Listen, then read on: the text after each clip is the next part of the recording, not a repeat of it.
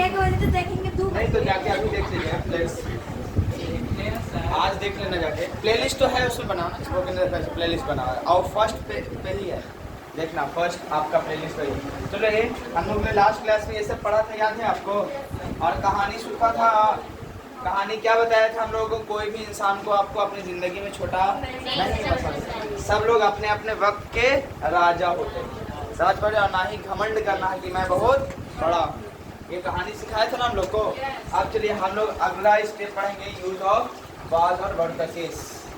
चलिए हेडिंग डालिए। सबसे पहले बेसिक पढ़ लेता हूँ। पिछला क्लास अगर आपको याद है तो याद करो।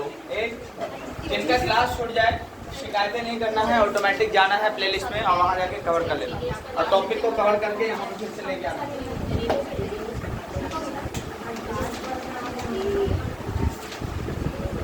चलिए यूज ऑफ, हेडिंग डालिए, यूज ऑफ वाज वर्ड। ये आज का टॉपिक होगा। बेसिक और एडवांस दोनों हम लोग पढ़ लेंगे।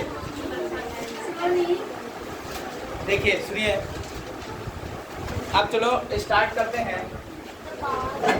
हम लोग देखो बचपन में आपने पढ़े थे कि अगर कोई थर्ड पर्सन सिंगुलर हो या कोई भी सिंगुलर सब्जेक्ट हो, कोई भी सिंगुलर सब्जेक्ट होगा तब उसके साथ बताओ क्या लगाओगे? वाज का यूज करोगे कि नहीं करोगे? अब इसी में बताए थे अगर कोई सब्जेक्ट अगर प्लूरल होगा तो अगर प्लूरल सब्जेक्ट होगा तो ऑटोमेटिक उसको क्या मानोगे? वर्ब मानोगे। ठीक है, कोई दिक्कत तो नहीं है? पक्का?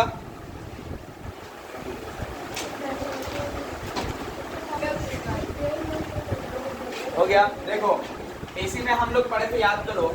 अब एक बात और सीखिएगा, आई के साथ याद करो प्लूरल वर्ब लगाते थे कब? जब कोई प्रेजेंट टाइम होता था तब। जैसे आई के साथ क्या लिखते थे? गो लिखते थे कि नहीं लिखते थे? अब आई के साथ गोस का यूज करते थे क्या? नहीं ना। क्या लगाते थे? गो। क्यों? स्पीकर है, स्पीकर लैंग्वेज में फ्लुएंसी बढ़ाने के लिए। आई है सिंगुलर लेकिन इनके साथ आने वाला वर्ब क्या लगाओगे? प्लूरल। ऐसा केस हम लोग बताए थे, याद है? लेकिन यही आई अगर पास्ट में हो जाए, टाइम अगर पास्ट में हो जाए तो आने वाला वर्ब बताओ ये प्लूरल है कि नहीं है?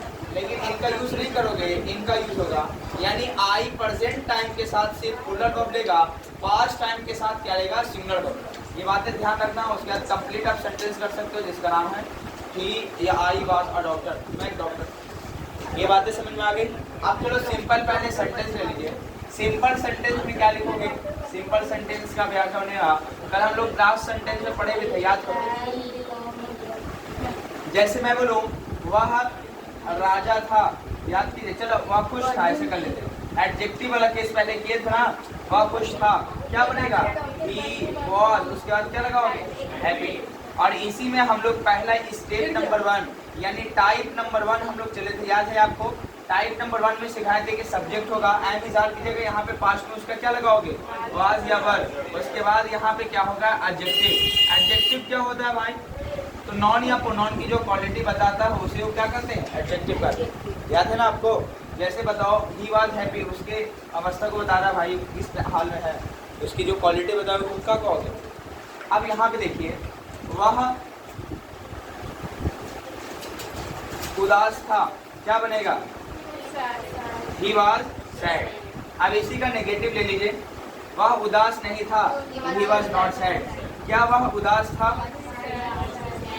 वाज ही सैड, है ना? क्या वह उदास था? क्या वह, हाँ क्या वह? He was not sad, sir. He was not sad. Not छूट गया, गुड। चलिए, क्या वह सैड था?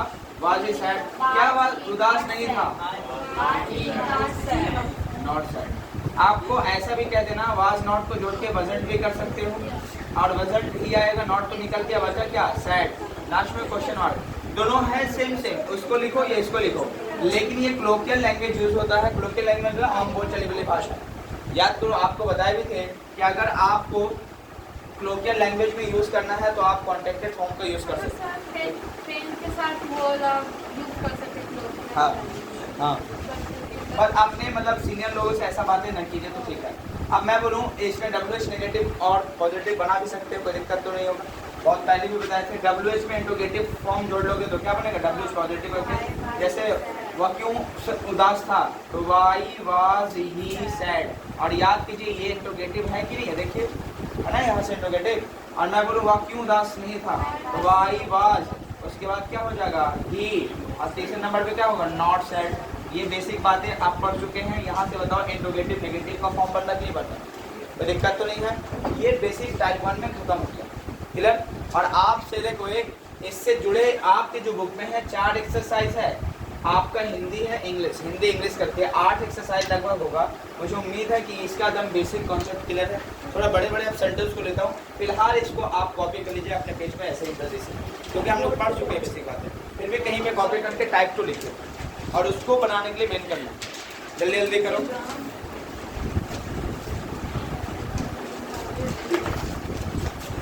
Focus on the board.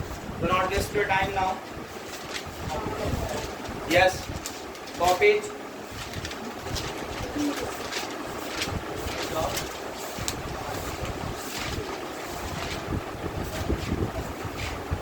I plural नहीं होता, आई क्या होता है सिंगुलर, लेकिन वर्ब उल्टा लगता है प्रेजेंट टाइम के साथ, लेकिन पास्ट आते ही ये चेंजेस हो जाता है, ठीक है ना।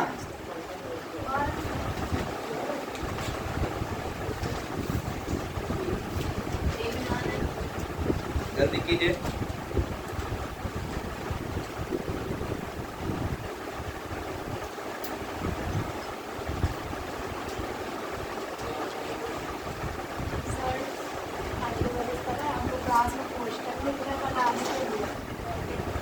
चलिए हो गया है, पहला स्टेप समझ में आ गया है, क्योंकि कल भी पढ़ाए थे, इसे मैं एम इजार पढ़ा दिए थे बस। अब इसको मैं हटा दे रहा हूँ, इसको क्या करो हटा दो।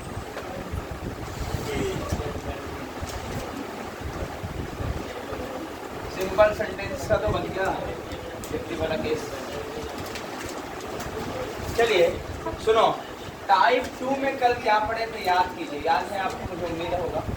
क्या किए थे कि पहले स्टेप में पढ़े थे कि कोई भी नॉन होगा और नॉन अगर काउंटेबल है तो इससे पहले आर्टिकल आएगा, याद है आपको, है ना।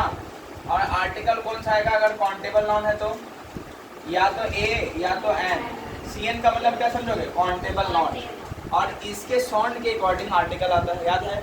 जैसे मैं लिखूँ वह लड़का था तो ही वाज, सिर्फ बॉय लिख के छोड़ना पड़ेगा, गलत हो जाएगा, क्यों, काउंटेबल नॉन आया। इसका साउंड अगर कॉन्सोनेंट साउंड है तो ए या एन लगाओगे, और यहाँ पे क्या लगेगा, साउंड कॉन्सोनेंट का है, इसलिए क्या लगाओगे आ बॉय। देखो मैं लिखूँ वह लड़का है, हिंदी में वह लिखूँ वह लड़का था, चलो इंग्लिश ऐसा होगा, वह लड़का था, मैं बोलूँ वह एक लड़का था, वह एक लड़का था, तब भी देखो यहाँ ए लगा हो या ना लगा हो, एक हिंदी में ट्रांसलेशन इसका दोनों हिंदी का एक ही होगा, समझ पा रही कि नहीं पा रही, इसका ध्यान रखना, क्लियर हुआ। दूसरा स्टेप हम लोग क्या पढ़े थे कल, याद करो कि आप देखो जब भी काउंटेबल नॉन होगा, जब भी क्या लगेगा काउंटेबल नॉन, तो इससे पहले आर्टिकल आएगा, लेकिन कभी कभी ऐसा होता है कि इनके बीच एडजेक्टिव मिल जाते हैं, एडजेक्टिव आ जाते हैं। अब क्या करेंगे ये आके, तो जैसे मैं बोलूँ ईमानदार लड़का, ईमानदार लड़का, ईमानदार लड़का, तो खुद बताओ सिर्फ लड़का लिखे हैं तो आप इसका क्या लिखोगे, बॉय लिखोगे या आ बॉय लिखोगे, दोनों में कौन सा सिलेक्शन आपका ज़्यादा सही होगा, आ बॉय लिखना पड़ेगा। उसी तरह मैं लिखूँ ईमानदार, ईमानदार के लिए क्या होता है ऑनेस्ट होगा कि नहीं होगा, तो ऑनेस्ट के बाद क्या लिखोगे बॉय, तो क्या ये सही हो गया, नहीं, क्यों, ये नॉन है, बोलेगा काउंटेबल नॉन है तो मेरा आर्टिकल कहाँ गया, बोलेगा ना, तो ये लगेगा तो यहीं पे आर्टिकल, लेकिन ये बोलेगा हम हट नहीं सकते, इसको क्वालिटी दे रहे हैं भाई, इसके मान सम्मान को बढ़ा रहे हैं, तो तू कम मान सम्मान देता है तो इसको कहाँ शिफ्ट करेगा, एडजेक्टिव से पहले, लेकिन कहेगा कि ए या एन क्या आएगा, तो कहेगा जो साउंड दे रहा है एडजेक्टिव उसी साउंड के अकॉर्डिंग आ जाए। तो बताओ ऑनेस्ट लिख रहे हो तो ऑ आ गया कि नहीं आ गया, तो बताओ वोवेल साउंड की कॉन्सोनेंट साउंड, वोवेल साउंड, तो ऐसे केस में क्या लगाओगे, बोलो कोई दिक्कत तो नहीं, तो एन ऑनेस्ट बॉय आएगा, ईमानदार लड़का। हाँ, एक ईमानदार लड़का लिखें या एक ना लगाएं फिर भी एन ऑनेस्ट बॉय ही लिखना पड़ेगा। अब देखो एक सेंटेंस बोलो, वह एक ईमानदार लड़का है, क्या आप बना दोगे, वह एक ईमानदार लड़का था, कर लेता हूँ, वह एक ईमानदार लड़का था, वह एक ईमानदार लड़का था, बन जाएगा, बनेगा ना, लड़का था, क्या बनेगा, ही was an ऑनेस्ट बॉय। बोलो कोई दिक्कत तो नहीं है। तीसरा देखो, ये पहला हैश लगा ले तो ये पहला हैश दूसरा है, तीसरा हैश पे ध्यान देना। कभी कभी ऐसा होगा, सुनिए आर्टिकल का प्लेस पढ़ ही लेता हूँ साथ साथ। देखो प्लेस ऑफ आर्टिकल में नॉन है, नॉन से पहले देखो बताया था कि एडजेक्टिव आएगा, एडजेक्टिव आ जाए तो बताओ क्या लगाओगे भाई, उससे पहले आर्टिकल आ जाएगा। लेकिन कभी कभी होता है कि एडजेक्टिव से पहले एडवर्ब हो जाता है। एडवर्ब क्या होता है, जो वर्ब की क्वालिटी को बताता हूँ, साथ साथ सेंटेंस में एडजेक्टिव को भी क्वालिटी देता हूँ, उसको भी मान सम्मान बढ़ाता हूँ, तो उस चीज़ को क्या कहोगे, एडवर्ब। तो ऐसे केस में देखो नॉन अगर काउंटेबल होगा तो ये अपना आर्टिकल तो ढूंढेगा, उसके बिना तो रह नहीं सकता। तो ऐसे केस में ये नॉन काउंटेबल नॉन कहाँ लेगा, आर्टिकल, एडवर्ब से भी पहले। और ये जो एडवर्ब की साउंड के अकॉर्डिंग लेगा यहाँ पे आर्टिकल, तो आर्टिकल का प्लेस समझ में आ गया। और बिना नॉन अगर काउंटेबल नॉन है तो पक्का आर्टिकल आएगा ही आएगा, या तो ए या एन साउंड के अकॉर्डिंग। अभी दान नहीं पड़े तो उसको छोड़ो। तो बताओ मैं तीसरे स्टेप में क्या लिखूंगा, जैसे वह बहुत ईमानदार लड़का था, वह बहुत ईमानदार लड़का था, क्या बनेगा, बहुत ईमानदार के लिए क्या लगाता हूँ, वेरी ऑनेस्ट बॉय। तो आप क्या लगाओगे, ही लगाओगे, ही के बाद क्या लिखोगे, वॉज, उसके बाद क्या लिखेंगे, वेरी ऑनेस्ट, इसका मतलब बहुत ईमानदार है ना। और उसके बाद क्या लगाएंगे, बॉय। तो बताओ सिंगुलर काउंटेबल नाउन है, इसका आर्टिकल कहाँ पे प्लेस करोगे, बताओ। क्या सेंटेंस अभी सही नहीं है, कहाँ पे आर्टिकल लगाए, बोलिए। वेरी से आगे लगाओगे ना, बोलो समझ में आ रहा है, कोई दिक्कत तो नहीं है। अब ये तीसरा स्टेप भी मुझे उम्मीद है कि समझ में आ गया है। तीनों स्टेप में टाइप नंबर 2 में जल्दी से कॉपी कर लो। अब तीसरा स्टेप चलते हैं, ये मेन इंपॉर्टेंट है, जो टाइप 3 पढ़ेंगे सब चीज भूल जाना, ये टाइप 3 मत भूलना। ये भी आएगा, ये सब बच्चे वाला काम, ये सब पढ़ा होगा, मेन इस पे ध्यान देना। समझ में आ रहा कि नहीं, फिर भी मैं पढ़ा के निकाल रहा हूँ। हो सकता है कोई पहली बार जब रिकॉर्डिंग हो रहा था, इनकेस कभी आप बच्चे को सिखाओ तो कोई बात नहीं, देखिए आप भी रिविजन कर लेना, जल्दी करो। अब डेली हम लोग 10 वोकैब पढ़ के जाएंगे डेली, एंटोनिम सिनोनिम उसका यूज क्लियर है। हाँ, इससे क्या होगा, हाँ न्यू मीनिंग चलेगा डेली 10 का मतलब 2-3 एक्स्ट्रा भी चलेगा उसमें। एक का एंटोनिम सिनोनिम करेंगे ना तो ऑटोमेटिक एक का 3-4 बन जाता है ना। हाँ, इसको ज़्यादातर अपने दोस्तों में मतलब शेयर कर देना, ताकि हो सकता है कभी वो ना पढ़ ले, बेचारे बैठे बैठे टाइम वेस्ट ना करके पढ़ाई करें, समझे। आप अपनी तरफ से अच्छी नीति अपनाओ, वक्त लगता है ज़रूर, लेकिन हाँ एक दिन कामयाबी मिलेगी। अच्छा एक बात बताओ, छोड़ो, आपने देखा होगा कभी बहुत सारे लोग जल्दी जल्दी वायरल हुए थे, याद है वो कच्चा बादाम वाले लोग, ऐसा देखा था डेनिम और क्या क्या हुए थे, क्या उनको बहुत ज़्यादा ये मिली, सक्सेस मिली। यानी थोड़ा सा होता ना, चंद लम्हों का सक्सेस जो वायरल होता है वो परमानेंट नहीं रहता ना, उससे क्वालिटी आती कभी धीरे धीरे। कभी कभी सक्सेस जो धीरे धीरे ग्रोथ करना है लाइफ में, और जो समाज सोसाइटी के लिए काम करता है वो परमानेंट दुनिया से जाने के बाद भी उसका नाम होता है। तो आप भले ही मतलब देर लगे, ये मत समझना, घबराना मत, देर लगे, लेकिन वही काम करना जो आने वाले फ्यूचर सुधरे, समझ पा रहे, यानी कि जनरेशन बिगड़ जाए। हमेशा वक्त लगता ज़रूर है उसमें, लेकिन परमानेंट जो कामयाबी होती है ना, मरने के बाद भी लोग सम्मानित किए जाते हैं। APJ अब्दुल कलाम को देखिए, कभी लाइफ उनका पढ़ के देखिए, स्ट्रगल से गुजरा। जल्दीबाजी किसी चीज़ में मत करना, कभी फ्लॉप हो जाता है इंसान, थोड़ा समय हुआ ख़त्म, लेकिन धीरे धीरे जब मिलती है ना फेम, तो उसका मज़ा कुछ और। वायरल और फेमस में बड़ा फ़र्क होता है, समझ पा रहे। फेमस होने के लिए बहुत स्ट्रगल करना पड़ता है, तब लोग फेम उनको मिलता है, तब फेमस होता है। वायरल बस कुछ हुआ ख़त्म, जैसे कैसे आपने बैलून देखा होगा, खुला, अपने से ज़्यादा वो फट जाएगा, वही बात है। वक्त लगे लेकिन गहरे अध्ययन से सीखिए, समझे।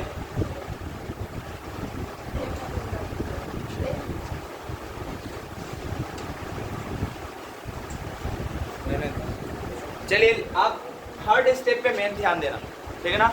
अब थर्ड स्टेप क्या है, पहले इसको हटा देता हूँ तब उसको अच्छे से समझ पाओगे। यस, अब let me teach you the type number 3।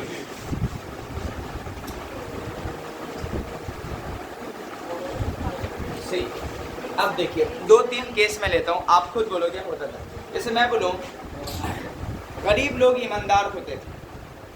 ऐसा आपने सेंटेंस बोला है ना।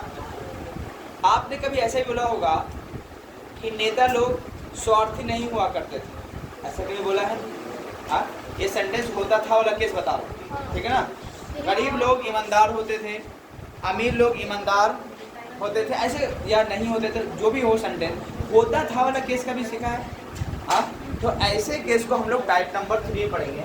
जैसे मैं एक सेंटेंस में लूँ, है ना, गरीब लोग ईमानदार होते थे, गरीब लोग ईमानदार होते थे। तो होते थे वाला केस होती थी या हुआ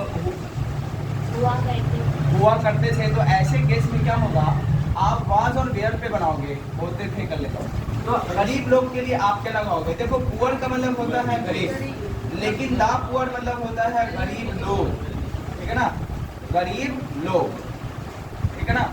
और यहाँ पे इसका मतलब सिर्फ क्या होगा, गरीब, कोई दिक्कत तो नहीं है, या गरीब लोग का हो, ठीक है ना। तो गरीब लोग के लिए क्या लगाओगे, दा पुअर।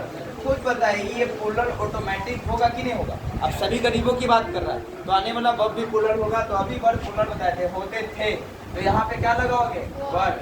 द पुअर वर्ब, ईमानदार के लिए क्या लगाओगे, ऑनेस्ट। कोई दिक्कत तो नहीं है, पक्का ना। अब उसी तरह का है, अब इसका नेगेटिव ले लो कोई सेंटेंस कि मैं बोलूँ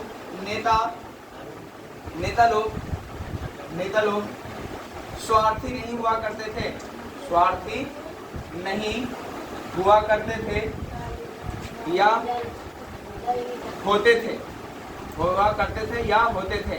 तब भी क्या बनेगा, एक ही सेंटेंस बनेगा। नेता लोग के लिए क्या लगाओगे, लीडर्स। लीडर्स अब प्लूरल हो गया।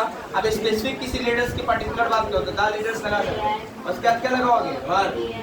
द लीडर्स वर्ब, उसके बाद क्या लगाओगे, नॉट, थर्ड नंबर पे आएगा। और सेल्फिश का मतलब क्या होगा, स्वार्थी, ठीक है ना। तो लीडर्स वर नॉट सेल्फिश, समझ पा रहे। जैसे मैं बोलूँ मैं अमीरों को देखकर खुश होता था, क्या बनेगा बताओ। अब थोड़ा सेंटेंस बड़ा कर दिया, मैं अमीरों को देखकर खुश होता था, मैं खुश होता था, तो क्या लगाएगा, आई वाज हैप्पी लगाएंगे, बोलो कोई दिक्कत है, मैं खुश होता था। मैं उदास होता था, तब क्या बनेगा, आई वाज, उसके बाद क्या लगाओगे, सैड। आपने देखा इसका डबल मीनिंग निकालने लगा मैं, कैसे खुद बताओ। इससे पहले आई वाज सैड, मैं उदास था, क्या ऐसा सेंटेंस पूरा टाइप नंबर 1 में पढ़े थे ना। और इसी का मतलब 2 तरीके से निकाल गए। देखो क्यों, जब इससे आपको पढ़ाएंगे तो आप मीनिंग नहीं निकालने की वजह यही होता है, क्योंकि डिटेल जब पढ़ाने लगता है तो इंसान ध्यान नहीं देता। तुम इतने ही भी खुश हो, तुम आई वाज सैड, मैं सूझ चुका हूँ, मैं उदास था, जबकि पूरा प्रॉपर मीनिंग निकालने की बात आई तो तुम फंस जाते। ऐसा देखा कहीं कहीं पे वर्ड लगता आपको ट्रांसलेट करने में कि मीनिंग नहीं निकाल रहा है। इंग्लिश तो समझ गए, मैं हिंदी अच्छे से ट्रांसलेट नहीं कर पा रहा हूँ, क्यों, आप समझ नहीं पा रहे, आपको समझाने नहीं दे। तो समझ आया, इसका मतलब 2 मीनिंग है। कई ऐसे सेंटेंस पढ़ेंगे लिखा हुआ एक है, 3 मीनिंग दे रहा है, हिंदी के ही है। समझ पा रहे नहीं पा रहे क्या? इससे पीछे बेसिक में तो नहीं पढ़े थे, लेकिन यहाँ के पढ़ थे, बोलो समझ में आ रहा है। मैं खुश होता था या मैं खुश था, तो भी एक ही बनेगा, आई वाज सैड। याद करो, वह लड़का था, वह एक लड़का था, तो एक ही बन रहा था। उसी तरह आई वाज सैड, मैं उदास था। और इसका एक मीनिंग और बोलो क्या था, मैं उदास हुआ करता था, होता था, मैं उदास होता था, बोलिए, या हुआ करता था। अब देखिए एक सेंटेंस, आप किसी भी सेंटेंस को बड़ा करो, कट तो नहीं रहा है, नहीं ना। आप देखिए नीचे कितना कट गया, चलिए कोई बात नहीं है, कोई बात नहीं है, यहाँ पे ध्यान दे दो, अभी देखो नहीं कटेगा, ठीक है, क्लियर। अब देखो, अब देखिए आई वॉज हैप्पी, इसका मतलब क्या होगा, 2 मीनिंग निकाल लोगे यहाँ से। मैं खुश था, मैं खुश हुआ करता था, है ना। मैं उदास था, मैं उदास हुआ करता था। अब देखो सेंटेंस में लंबा कर रहा हूँ। मैं इससे पहले क्या बोला, मैं तुम्हें देखकर खुश होता था, मैं अपनी माँ को देखकर खुश होता था। ऐसा सेंटेंस बोलते कि नहीं बोलते? मैं एक सेंटेंस लेता हूँ, उसी में ये कर लीजिएगा, मैं आपके लिए दोनों छोड़ रहा हूँ, कर लोगे मुझे उम्मीद है। चलो, मैं अपनी माँ को देखकर खुश होता था। अब बताओ, आप एक बात बताओ, अपनी माँ को देखकर, ये बॉक्स वाला जो है इसको अगर हटा दें तो क्या सेंटेंस इसी के बराबर है कि नहीं? बॉक्स वाला समझो नहीं है, इमेजिन करो, ये बॉक्स जो है ना नहीं है, तो मैं खुश होता था, क्या सेंटेंस पहले पढ़ के आए हैं? तो बताओ ये पहले बेसिक बातें लिख लो। आई वाज, उसके बाद क्या लगाओगे? हैप्पी। क्लियर हो गया? कोई दिक्कत तो नहीं है? अब देखो देख कर, तो देखने के लिए क्या लगाते हैं? सी। और देखो एडजेक्टिव और वर्ब मिल रहा है, तो दोनों अलग अलग चीज है, तो प्रीपोजिशन टू से जोड़ोगे। जैसे आप कैसे जोड़ते हैं एक ईटा को दूसरे ईटा से सीमेंट लगा के, बालू लगा के, उसी तरह ये प्रीपोजिशन जोड़ेगा और ये कनेक्टर की तरह काम कर रहा है। I was happy to see my mother. I का यहाँ सब्जेक्ट माई होगा, एडजेक्टिव फॉर्म निकालोगे ना पॉसेसिव एडजेक्टिव अपना के लिए, तो I was happy to see my mother. अब देखो एक सेंटेंस और ले लेता हूँ। तुम अपनी माँ को देखकर खुश रहते, क्या बनेगा? तुम अपनी माँ को देखकर खुश होते थे। You were happy to see your mother. तुम अपने पापा को देखकर खुश होते थे। You were happy to see your father. क्या सेंटेंस बना लोगे? थोड़ा और सेंटेंस अगर बड़ा करें चलेगा। पहले इसको कॉपी कर लीजिए। अब इससे भी थोड़ा और कहानी धीरे धीरे देखो आप होगा, समझ पा रहे नहीं पा रहे? तो ध्यान देना, इन्हें क्या कहोगे? हाय सर बाउंस कर रहा है। गौर से देखोगे कोई दिक्कत नहीं होगा, ठीक है? जल्दी से कॉपी कीजिए।